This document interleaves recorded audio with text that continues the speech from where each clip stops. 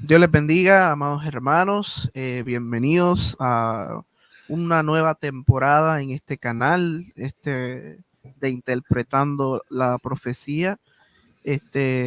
Mi nombre es Joshua Reyes y estoy con el hermano el pastor Benito Rodríguez Feliciano. Continuando, como dijimos, en una nueva temporada en este canal. In memoriam del el legado y el trabajo que había empezado el pastor Benito Rodríguez Herrera. Para quienes no se hayan enterado, pastor Benito partió con nuestro Señor hace unos meses atrás, alrededor del mes de octubre, ¿verdad? Sí. Octubre, noviembre, y hemos estado trabajando tras bastidores para poder entonces traer de vuelta este maravilloso proyecto que nos ha encomendado el Señor de interpretar precisamente la profecía. Entonces, gracias al Señor, continuamos aquí y vamos a seguir llevando esta palabra y a llevar este mensaje que tan necesario es en el mundo de hoy en día, ¿verdad, Pastor Benito? Eso es así, amados hermanos. Le damos las gracias, ¿verdad?, por los mensajes de apoyo que hemos recibido. Hemos recibido muchísimos mensajes de apoyo con relación a, ¿verdad?, la partida a las mansiones celestiales de nuestro hermano Benito, nuestro abuelo, nuestro papá, hermano Benito Rodríguez. Pero estamos aquí dándole continuidad a sus enseñanzas, a su ministerio y a su legado. Así que vamos a comenzar a interpretar la profecía hablando los temas más recientes acerca de la escatología bíblica y el acontecer profético. Amén, amados hermanos. Recordatorio antes de continuar, estamos a través del canal de YouTube, Interpretando la Profecía, o Benito Rodríguez en YouTube, para que lo puedan compartir, se puedan suscribir y darle entonces a la campanita de notificaciones para que cuando sigamos subiendo contenido no se lo pierda, amados hermanos.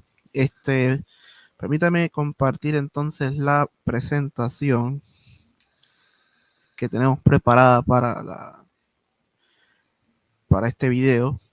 Empezamos, leo yo o lees tú Sí, sí, a modo de introducción, estamos a esta corta conferencia, ¿verdad? Este corto video, queremos hablar acerca de eventos proféticos que han ocurrido en las pasadas semanas, en los últimos meses, que son de mucha relevancia.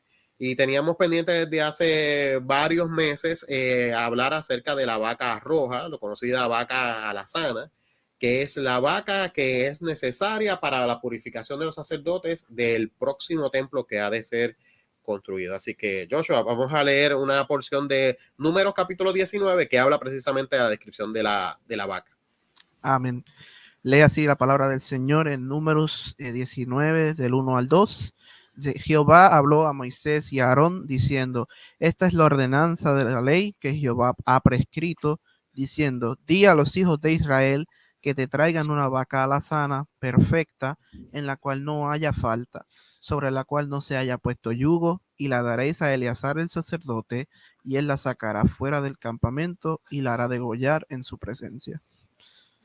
Bueno, hermanos, mire, tenemos aquí en Números capítulo 19 una ordenanza bíblica que indica de que es necesaria la aparición o la utilización de una vaca color rojo, que Números nos establece que es importante para que los sacerdotes puedan ejercer su ritual de purificación. Ok, ¿qué es lo que sucede? Antes de comenzar los sacrificios en lo que sería el tercer templo, ¿verdad? Las escrituras nos hablan de que inicialmente la Biblia a Moisés se le da la ordenanza de crear un tabernáculo, ¿verdad? Un lugar donde los seres humanos pudieran encontrarse con el Señor, con Dios. Luego, posteriormente, Dios pone en el corazón del rey David el crear entonces un templo como tal. Sabemos que el tabernáculo era un estilo caseta de campaña, era un lugar de reunión movible porque el pueblo de Israel se encontraba en el desierto. Ya en la época del rey David, Dios pone en el corazón de David construir lo que se conoce como el primer templo, que per se David no lo puede construir debido a que había derramado demasiada sangre, pero quien realiza la obra es su hijo Salomón, que construye lo que conocemos como el primer templo, que se conocía como una de las maravillas del mundo antiguo. Luego pasan los años, ese templo fue destruido y vemos en la época, luego del exilio, que se construye lo que conocemos como el segundo templo, ¿verdad? En esos periodos vemos personajes bíblicos como Esdras, como Nehemías, como Zorobabel, y ellos reconstruyen el primer templo, no con el mismo esplendor que tenía el primero, pero sencillamente era un templo que era funcional y era parte de las promesas del Señor. Luego, ya en la época del Nuevo Testamento, el rey Herodes le hace una serie de mejoras a ese segundo templo, lo embellece. El templo originalmente, ¿verdad? Está sobre un monte, pero ese monte Herodes entonces hace una explanada, lo agranda, le hace una serie de compartimientos y el templo se convierte también en una maravilla.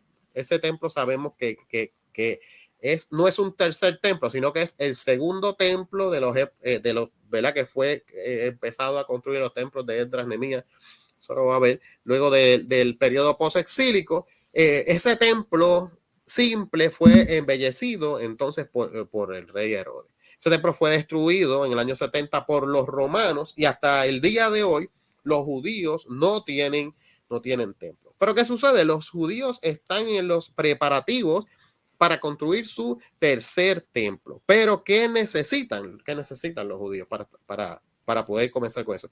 Necesitan sacerdotes, necesitan utensilios, que ya los tienen, los planos del templo están, todos los muebles necesarios para el templo los tienen, obviamente con excepción del Arca del Pacto, que se conoce donde esté.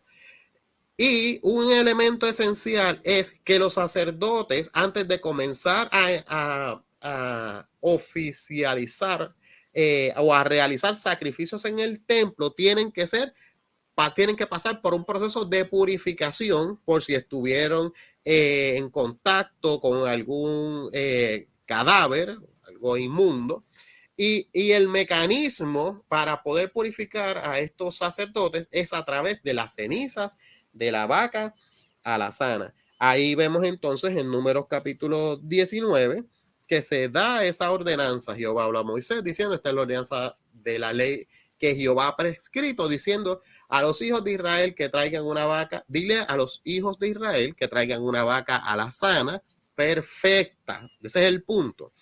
En 2000 años, los judíos no han podido identificar una vaca alazana, que significa que es roja, es de color roja, que no han podido identificar una vaca que sea perfecta, que no pueda tener ni un pelito blanco, en la cual no haya falta, sobre la cual no se haya puesto el yugo, y la daréis a Eleazar, el sacerdote, y él la sacará fuera del campamento. Pero mire qué interesante es todo esto. Los tiempos del Señor son perfectos. Tenemos que en el mes de septiembre del año pasado, un granjero de Texas logra, y esto es sumamente interesante porque es una persona que es cristiana. Un cristiano de Texas tiene una granja, valga la redundancia, y él, con el temor de Dios, en cierta manera quería ayudar a que pudieran identificar esas vacas rojas. Dios lo pone en su corazón. Incluso estuvo viendo una entrevista que le hicieron a esta persona y dice que él recibe en cierta manera un llamado del Señor desde los 13 años. Pero lo importante es que él entonces se dedica a identificar vacas rojas y en el pasado mes de septiembre de 2022 logra criar 5 vacas rojas perfectas. Van entonces los sacerdotes, ¿verdad? Los futuros sacerdotes o las personas, mejor dicho, del instituto del templo. Ves, aquí vemos la noticia de Jerusalén Post, 5 novillas perfectamente, ¿qué? Rojas, necesarias para la purificación del ritual de quienes han tocado un cadáver. Llegaron el jueves a Israel procedentes de un rancho de Texas. Y actualmente esas 5 novillas se encuentran en Israel, o sea, fueron trasladadas. Dios pone en el corazón de esta persona que es cristiana. Su nombre es Byron Stinon, de Bonen, Israel. Bonen es construir Israel. Pone en su corazón criar estas vacas y luego entonces las dona al Instituto del Templo, y actualmente esas vacas se encuentran en Israel.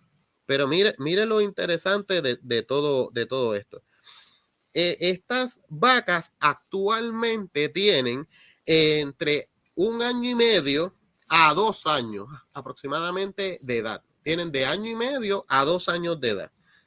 Pero para que puedan ser utilizadas en la ceremonia que es necesaria para poder comenzar a realizar sacrificios en el templo, tienen que tener 3 años. 3 años. Entonces, ¿qué 3 años? Y yo quiero que usted entienda la importancia de esto. La importancia es que si ya tenemos, no una, tenemos 5 vacas alazanas perfectas que ya están en el territorio de Israel, que tienen un año, entre 1 año y medio a 2 años, y necesitan tener 3 años para que puedan ser sacrificadas para comenzar con la liturgia del templo.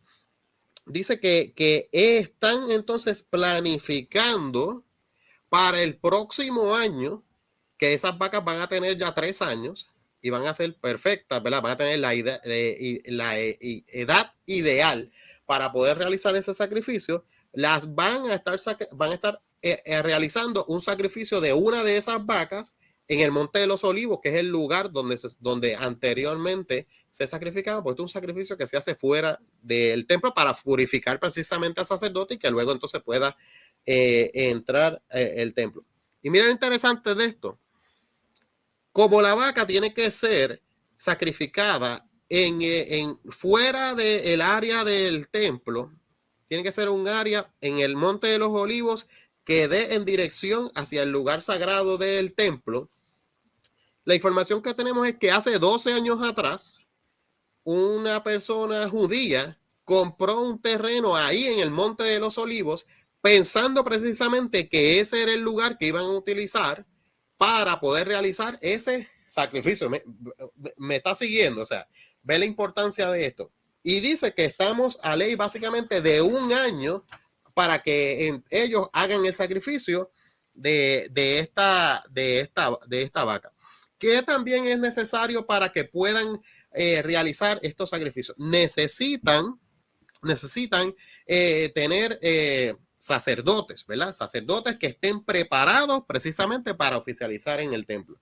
Y entonces uno se pone a pensar y dice, bueno, pues ¿de dónde van a sacar entonces los sacerdotes? Pero ellos preventivamente, por si, obviamente el requisito de la vaca es un requisito indispensable, pero ellos tratando de ayudar en el propósito del Instituto del Templo, tienen preparados actualmente 9 sacerdotes, tienen 9 sacerdotes puros, que dice que para que no tuviesen durante su vida contacto con ningún muerto, no nacieron ni tan siquiera en un hospital. Obviamente, si usted nace en un hospital, pues hay personas que mueren, ¿verdad? En los hospitales. Pues ellos llevan la interpretación de la ley hasta cierto punto, que sencillamente estos 9 sacerdotes nacieron en sus casas. Mira hasta el punto. Nacieron en sus casas precisamente para guardar su pureza. O sea, ellos no van a cementerio y sus padres se encargan de mantenerlos alejados de cualquier situación impura. O sea que ya tenemos los planos del templo, tenemos los utensilios del templo, tenemos entonces los sacerdotes preparados y tenemos también las vacas alazanas. Tenemos las vacas alazanas. Y entonces, ¿cuál es el próximo paso entonces? Es construir el templo, porque la vaca era lo que estaba evitando precisamente que pudieran purificar los sacerdotes. Vamos a ver el otro slide que tenemos ahí, Joshua. Entonces tenemos ¿verdad? Ok, tenemos aquí también. Mire esto también que interesante. Mire esto que interesante. Los judíos han identificado en el territorio de Israel el lugar antiguo de lo que conocía como la ciudad de Silo.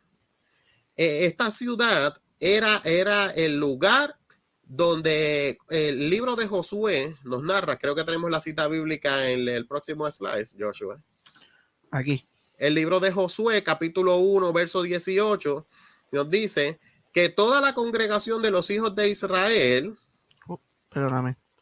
toda la congregación de los hijos de Israel se reunió en Silo y erigieron allí el tabernáculo de reunión, y después que la tierra les fue sometida. O sea, en Silo era el lugar donde fue establecido, luego que el pueblo de Israel entra a la tierra prometida, entonces Dios le da la ordenanza a Josué de que posicione el tabernáculo en esta ciudad, en la ciudad de Silo. Y por mucho tiempo estuvo ahí el arca del pacto, con el tabernáculo, con todos los utensilios. Para esta época no estaba el templo. Lo que existía era el tabernáculo. Pues mire, los judíos han encontrado el lugar de la ciudad, han establecido una sinagoga en este lugar y ahora quieren hacer un centro de visitantes para que la gente pueda ver al menos un par de estas vacas alazanas en este lugar. Y usted dirá, bueno, ¿y qué importancia tiene esto? Bueno, sencillo. Ellos no quieren que esto sea solamente un centro. Esta es la sinagoga que tienen establecida en la ciudad de Silo. Si se fijan, tiene unos detalles en el techo que es a semejanza de, parece ser el tabernáculo. No es que han construido un tabernáculo, sino que el estilo de la mezquita es parecida a la del tabernáculo. Incluso usted se fija, tiene una escalera al frente y se puede ver que el ángulo de la escalera es como si estuviese ahí el altar, lo que se conoce como el altar de bronce, ¿verdad? Donde se oficializaban los sacrificios. Porque la sinagoga es un símbolo precisamente del establecimiento del tabernáculo ahí en esa ciudad. Y ellos dicen, bueno, si en el pasado, antes de construir el templo, el tabernáculo estuvo establecido en esta ciudad y luego de aquí se construyó el templo, nosotros queremos seguir el mismo paradigma, vamos, el mismo trayecto. El primer paso es, vamos a construir una sinagoga aquí, parecida al tabernáculo. Luego vamos a exhibir la vaca alazana, que era la necesaria para poder hacer el ritual de purificación de los sacerdotes. Pues lo vamos a hacer. El próximo paso es la construcción del templo. Y mire, ellos tienen la certeza, el pueblo de Israel tiene la certeza, y las personas que están detrás de esto, incluso el rabino que estaba trabajando con esto de la vaca, Rabí Yitzhak Mamó, ellos tienen, en una entrevista que vi, tienen la certeza de que el Mesías, obviamente, sabemos que son judíos ortodoxos, rechazan a Jesús, que Jesús sea el Mesías. Nosotros que hemos recibido a Jesucristo como nuestro Señor y Salvador, sabemos que Jesucristo es el Mesías, y estamos esperando que regrese por su iglesia, ¿verdad? Y por eso estamos hablando de esto, porque son señales del retorno de Cristo por su iglesia, que lo vamos a ver qué es lo que significa esto proféticamente. Pero entonces este rabino dice, mira, yo tengo la certeza de que el Mesías ya está entre nosotros, pero que no se ha mostrado. Todos sabemos cuál es el Mesías, quién es el ser que va a aparecer y que se le va a presentar a ellos como el Mesías y que va a engañar al pueblo de Israel. Sabemos que es el anticristo. Pero ellos no ven esto como un próximo paso. Luego vamos para el otro slide que tenemos ahí, Joshua. Tenemos de las vacas. Ok, entonces aquí les tenemos el video, un video bien cortito, de un par de segundos, de las vacas, entonces las vacas llegando al aeropuerto, ¿verdad, Joshua? Estas son, exactamente, se supone que estén viendo el Facebook, cortesía del Instituto del Templo, del video del cuando llegaron el pasado 16 de septiembre de 2022, estas vacas alazanas que hemos estado mencionando en el video, llegando a Israel. Así que voy a darle aquí al play.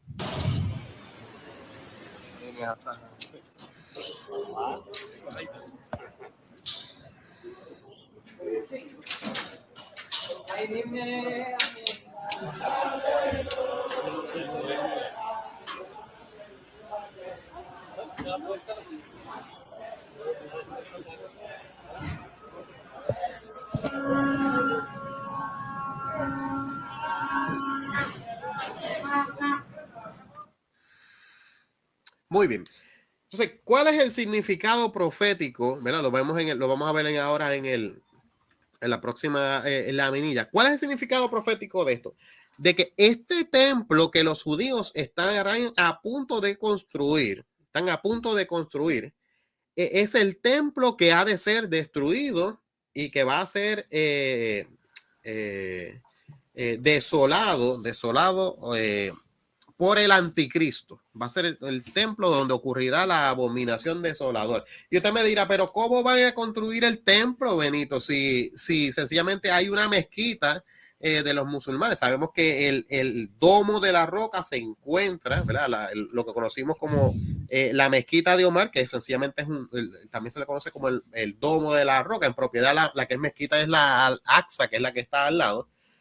Pero el domo de la roca, que es la cúpula dorada, que vemos en las fotos de Israel, tiene en su interior una roca, y esa roca es la roca donde se dice que Abraham iba a sacrificar a Isaac, y se dice también de que esa es la roca donde encima de ella se posicionaba lo que se conoce como el arca del pacto, que estaba localizado en el lugar santísimo del templo que fue destruido.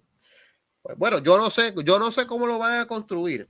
Yo les puedo decir que Dios hará el mecanismo necesario para que el templo sea construido en ese lugar. Recientemente hemos estado viendo en las noticias terremotos que están afectando el área de Turquía.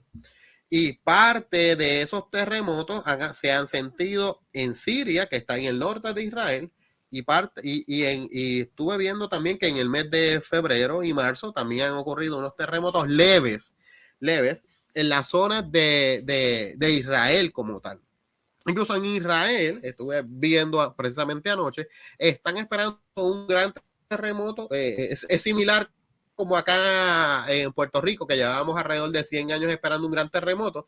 Obviamente ya en los pasados años hemos tenido unos cuantos terremotos, pero en Israel están en la expectativa también de un gran terremoto. Y hay una falla precisamente que corre precisamente por el río Jordán, baja desde el norte hacia el sur, y se cree de que hay una falla como tal que pasa cerca del monte del templo y el monte de los olivos. En años anteriores, yo les diría que quizás hace como unos 7 años atrás, recuerdo haber visto con mi padre unas noticias acerca de unos movimientos de tierra que ocurrieron en el área de Jerusalén, y una de las placas de la explanada del templo se hundió. Tenemos que entender de que el área de la explanada del templo es un área bastante vasta, y esa meseta que está ahí es una meseta que es artificial, fue algo construido en la época de los romanos, y debajo de la explanada del templo hay una serie de huecos, hay una serie de túneles que incluso se cree que los sacerdotes utilizaban.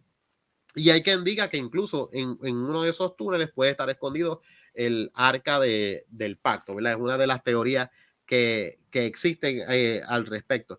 Pero si vamos a los textos que estaba proyectando Joshua, ¿verdad? Hace un momento, acerca de la abominación desoladora, vemos que los judíos van a construir su templo, definitivamente. Ellos están listos. Si ya tienen los sacerdotes, que son puros, tienen la vaca alazana, que en 2000 años no había salido una vaca alazana. De hecho, Joshua, antes de ir aquí, tenemos la cita de un sabio judío, Maimónides, ¿verdad? Vamos a hablar acerca de eso antes de explicar la perspectiva profética. Es correcto. Ahí estamos con esto de las vacas alazanas, las que estamos, hay una frase que se dice que se van a sacrificar 10 vacas alazanas. Hasta ahora, a lo largo de toda la historia, desde el tabernáculo, se han sacrificado 9 vacas alazanas, que son las que estamos proyectando aquí en la pantalla. Esto sería una vaca alazana, cortesía también del Instituto del Templo.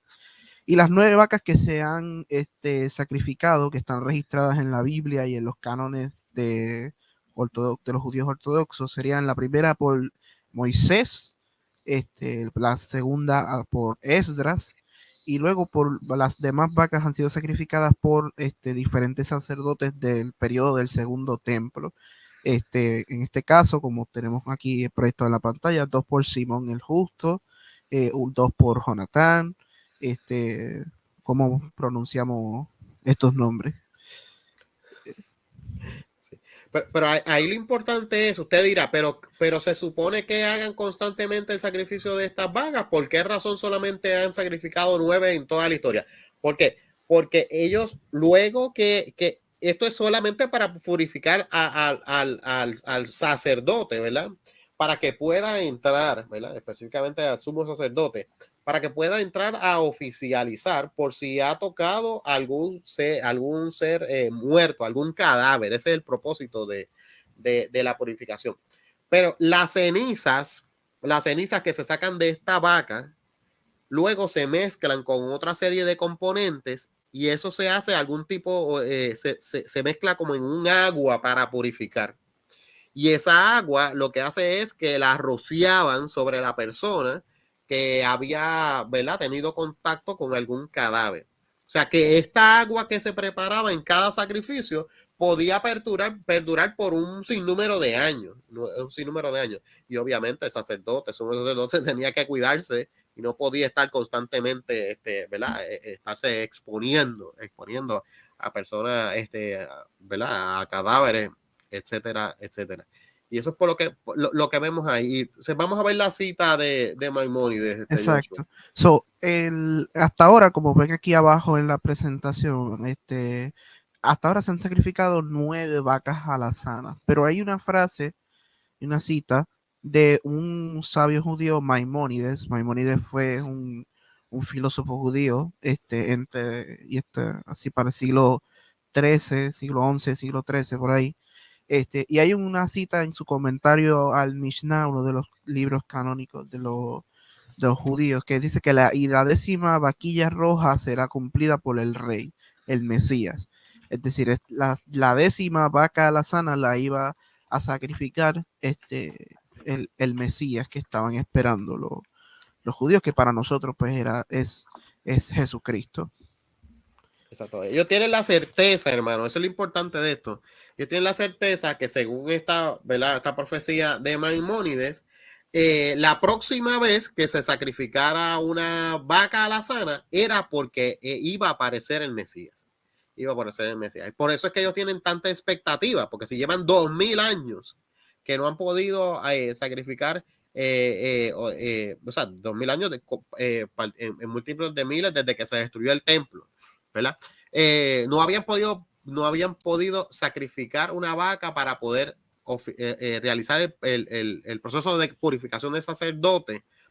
Pues significa de que ahora que apareció esta vaca después de tantos años de búsqueda, de miles de años de búsqueda, pues es que va a llegar el Mesías. Ellos tienen la certeza de que va a llegar el Mesías. Y obviamente nosotros sabemos que Cristo viene a buscar su iglesia.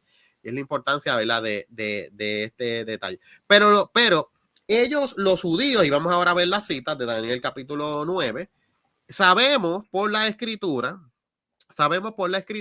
que el anticristo, según Daniel 9:27, dice ahí, a la mitad de la semana hará cesar el sacrificio. Dice, Vamos a leer el verso completo, 9:27. Y por otra semana confirmará el pacto con muchos. ¿Qué semana es esta? Es la última semana de las 70 semanas de Daniel. Son 7 años que marcan el periodo de lo que conocemos como la tribulación. Y dice este texto que a la mitad de la tribulación, ¿verdad? A mitad de la semana hará cesar el sacrificio y la ofrenda.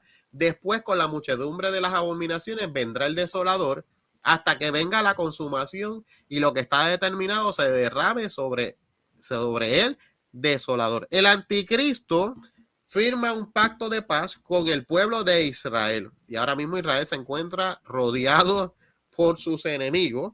Su mayor defensor es Estados Unidos, pero Estados Unidos ha perdido lamentablemente, ¿verdad? En los últimos años un poco de su poder de disuasión. En las últimas semanas hemos visto, esto es algo que las noticias de acá, ¿verdad?, de Occidente no los cubren, pero les han estado atacando bases a Estados Unidos en Irak y en Siria. Han hecho múltiples ataques a bases de Estados Unidos, que esto 10 años atrás, 15 años atrás era impensable, que si atacaban una base de Estados Unidos iba a defenderse, ¿verdad?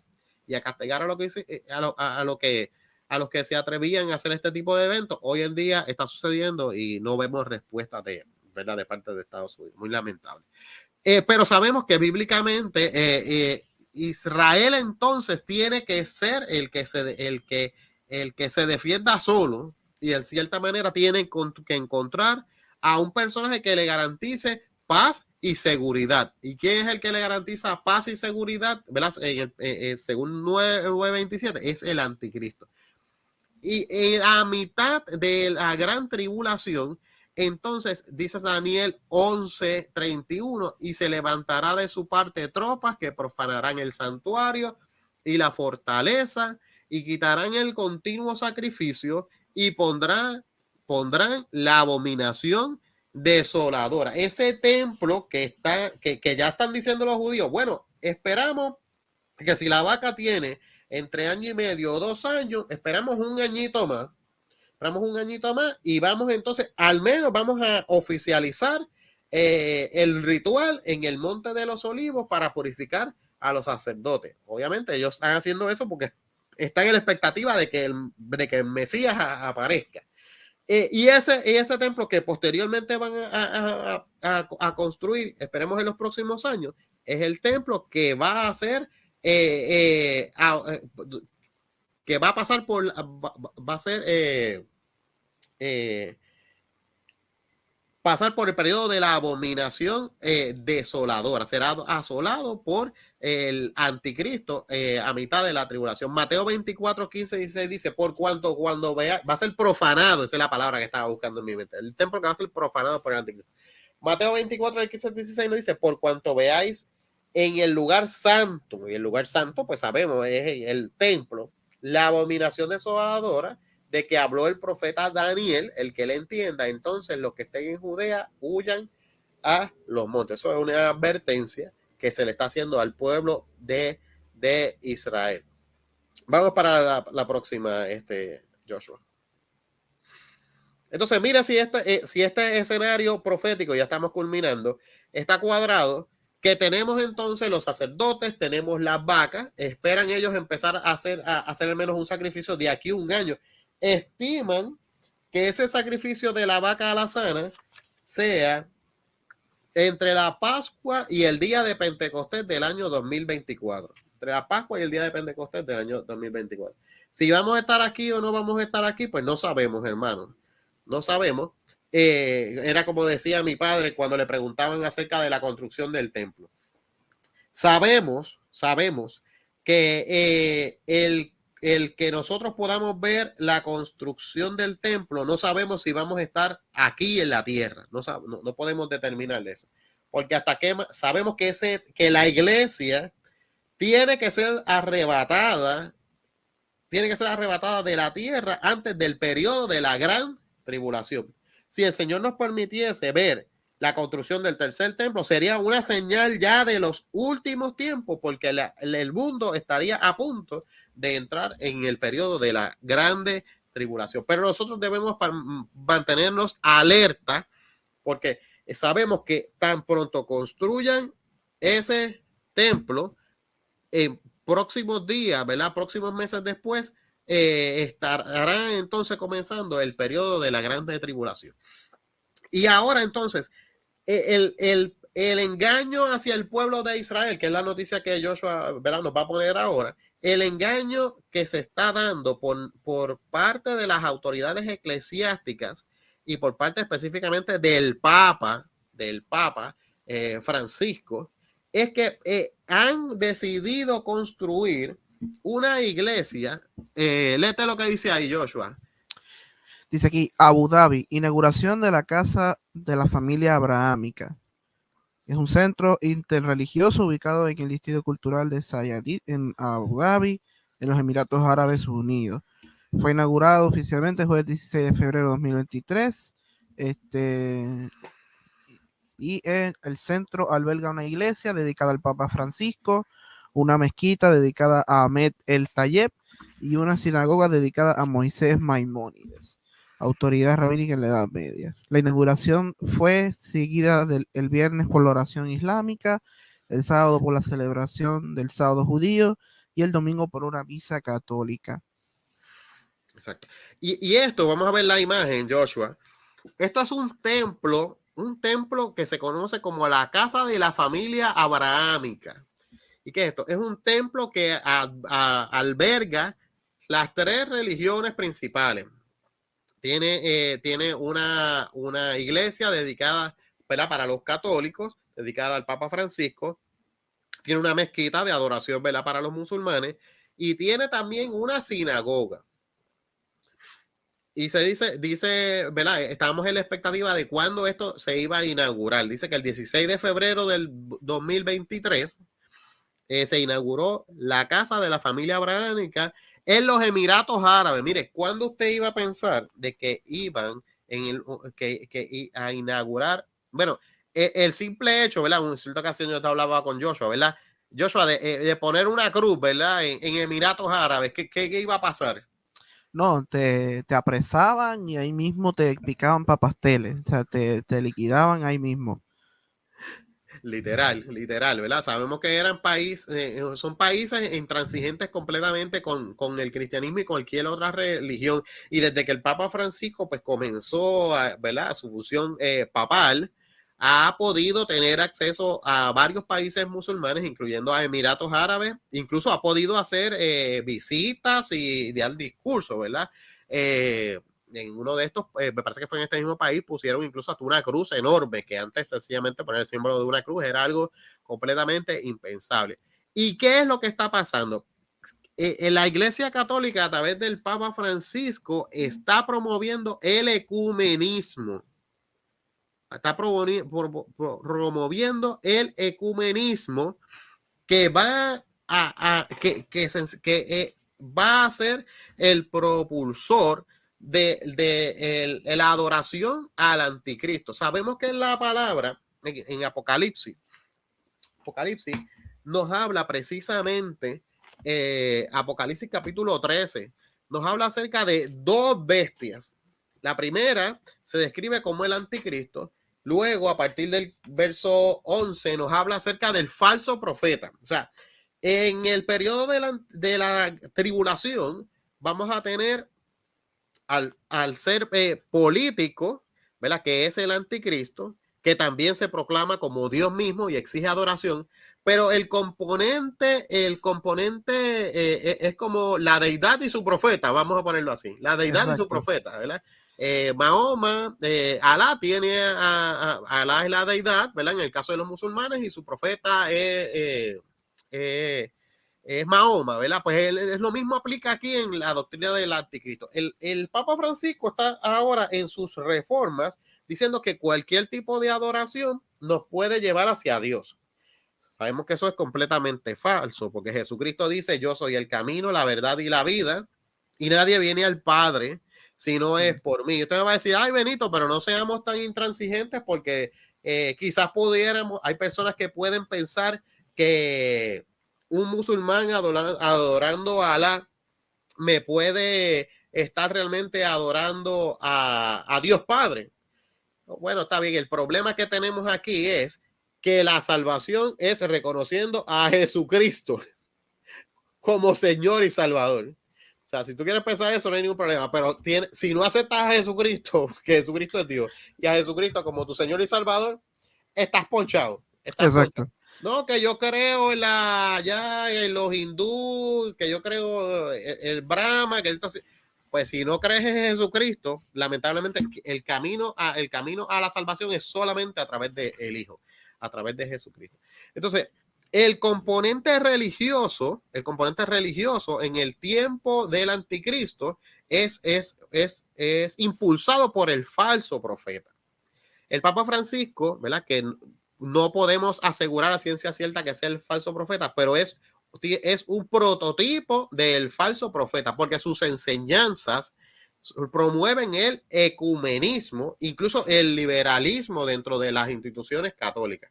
Exacto. Y aquí hay un punto importante porque vemos que casi no se le dio cobertura en la prensa. El 31 de diciembre del año pasado, mientras nosotros estábamos, ¿verdad? Celebrando la despedida y la llegada del próximo año, muere Benedicto. ¿Quién es Benedicto? El papa que estuvo antes de Francisco, que decide renunciar después eso creo que no pasaba en siglos, ¿verdad? En siglos, no me acuerdo si eran 800, 700 años, una barbaridad. Y entonces la gente dice, bueno, pues murió Benedicto, no hay ningún problema, y el funeral fue sobrio, etcétera, etcétera. Pero ¿qué sucede? Benedicto es una persona que era completamente antipática porque era extremadamente conservador. Era un teólogo, defendía la doctrina católica, la doctrina, ¿verdad? Que podemos llamar dentro del catolicismo correcta. Pero Francisco es más liberal.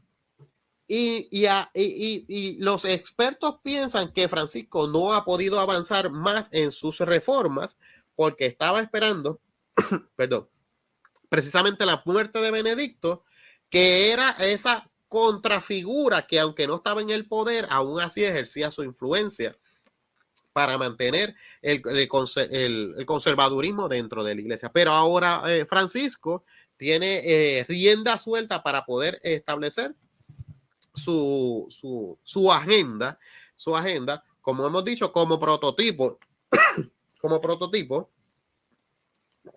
del falso profeta. Y aquí vemos el cumplimiento de una de esas, de una parte de esa agenda, que es el establecimiento de esta iglesia, ¿verdad? De este centro de adoración que contiene las 3 religiones principales que vemos en el mundo. Exacto. Tengo Tengo aquí Apocalipsis 13, que lo proyecto también. Pues sí, vamos a proyectar Apocalipsis 13, yo lo tengo aquí en la Biblia también. Apocalipsis 13. Vamos a ver el capítulo, el verso 11, 13:11. 13:11. A ver si se ve acá en la pantalla. Sí. A ver, léete. ¿Del 11 hasta dónde? Léete del 11 al 13. Del 11 al 13. Apocalipsis 13, del 11 al 13, dice la palabra del Señor. Después vi otra bestia que subía de la tierra y tenía 2 cuernos semejantes a los de un cordero, pero hablaba como dragón. Mira lo interesante. Este capítulo 13, de los versos 1 al verso 10, nos está hablando acerca de una bestia que describe al anticristo. Del verso 11 hasta completar el capítulo 13, nos está hablando del falso profeta. Y dice lo que acaba de leer Joshua, que esta otra bestia subía de la tierra y hablaba como cordero, pero hablaba como un dragón, ¿verdad? Hablaba como un dragón. ¿Cómo vemos al Papa Francisco? Tranquilito así, pero habla como un dragón. Continúa, Joshua. Dice, y ejerce toda la autoridad de la primera bestia en presencia de ella, y hace que la tierra y los moradores de ella adoren a la primera bestia, cuya herida mortal fue sanada. También hace grandes señales, de manera que aún hace descender fuego del cielo a la tierra delante de los hombres. Muy bien. Y ve ahí que ese verso 12 dice que hace que la tierra y los moradores de la tierra adoren la primera bestia. Será el falso profeta quien impulse a la población mundial a adorar, a llevarlos a la adoración al anticristo. Inicialmente, ¿verdad? Las personas que impulsan la agenda del falso profeta dicen, no, tranquilo, tú puedes ser salvo adorando cualquier tipo de religión. Pero cuando el mundo entra en aprieto, va a decir, ¿sabes qué? Este es el verdadero Mesías. El falso profeta tiene que decir, y aparezca el anticristo, va a decir, el anticristo es verdaderamente el verdadero Mesías. A este es el que hay que adorar, este es el que va a traer la paz, y es el componente religioso. Sabemos que la Biblia nos habla también precisamente aquí en Apocalipsis acerca de que la bestia es un componente también político y tiene un componente religioso, ¿verdad? Que lo vemos cuando la Biblia nos habla acerca de la mujer y nos habla acerca del dragón. Y precisamente nos narra acerca de eso. Este es el componente religioso que va a llevar a la población mundial a adorar al anticristo. Bueno, pues hermano, ¿y qué significa esto en síntesis, verdad? En resumen, ya para culminar. Estamos viviendo los últimos tiempos, hermano. La venida de Jesucristo se acerca.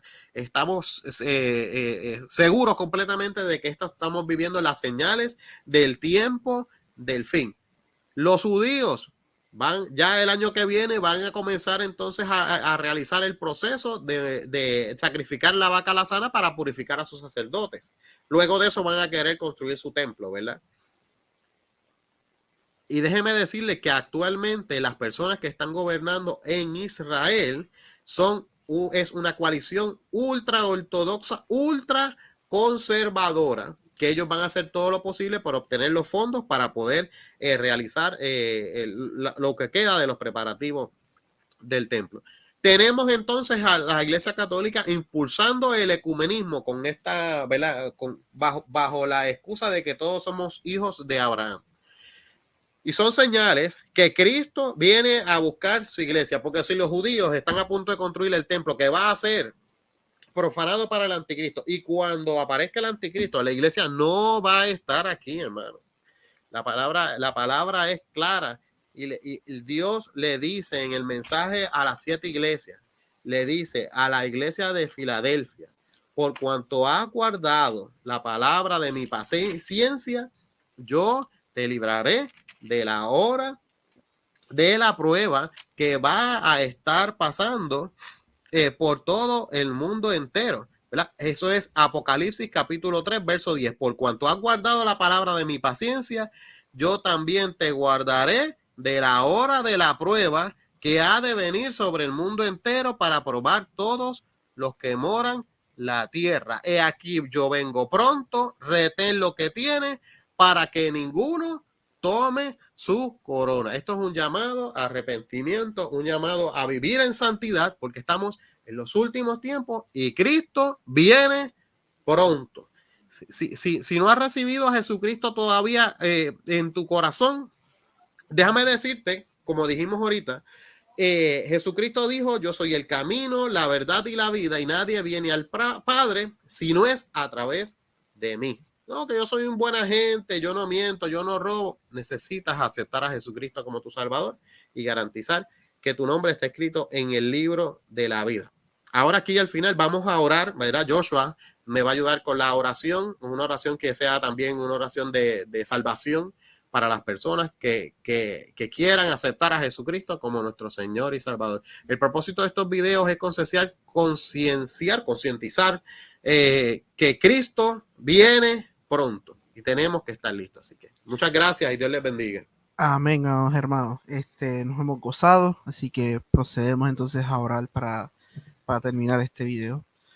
Padre nuestro que estás en el cielo, Señor, santificado es tu nombre, Padre amado. Gracias, Señor, por la oportunidad que nos das de haber escuchado tu palabra y los mensajes que tú quieres hablar a tu iglesia, Señor, y a aquellos que están escuchando también aparte de ella, Señor. Señor, oramos porque esta palabra no solamente se quede con nosotros, sino que nos purifique y podamos llevarla a otros lugares, Padre amado, y que los demás puedan ver eso que tú estás trabajando en cada uno de nosotros, Señor. Señor, obra en cada uno de los corazones que esté hablando, escuchando esto, Señor, y que si ellos, Señor, no te siguen, Señor, tú puedas poco a poco traerlos a tus senderas de justicia, Padre amado. Señor, protégenos y bendícenos, Padre amado, y acércanos a nosotros, tu iglesia, Señor, a ser una iglesia sin mancha, Señor, y ponnos corazones más parecidos al tuyo, Señor. Te ponemos todo esto en tus manos, Señor, porque sabemos que tú estás con nosotros. La honra y la gloria por los siglos de los siglos te pertenecen, Señor. Amén. Y amén. Amén. Muchas gracias, hermanos. Dios les bendiga. Joshua, ¿dónde nos pueden conseguir? Otra vez, recordatorio, mis hermanos, estamos a través de YouTube como Interpretando la Profecía, también en la plataforma de Spotify. Si estás en YouTube, puedes conseguirnos como Interpretando la Profecía o como Benito Rodríguez Herrera. Y por supuesto, denle a suscribirse, al botón de suscripción y a la campanita de notificaciones para que cuando sigamos haciendo estos videos, pues usted pueda recibirlos en su celular o en donde sea que usted nos esté escuchando estos mensajes. Así que nada más, Dios me los bendiga. Gracias, venido por acompañarnos y nos vemos, hermanos. Dios me los bendiga. Amén.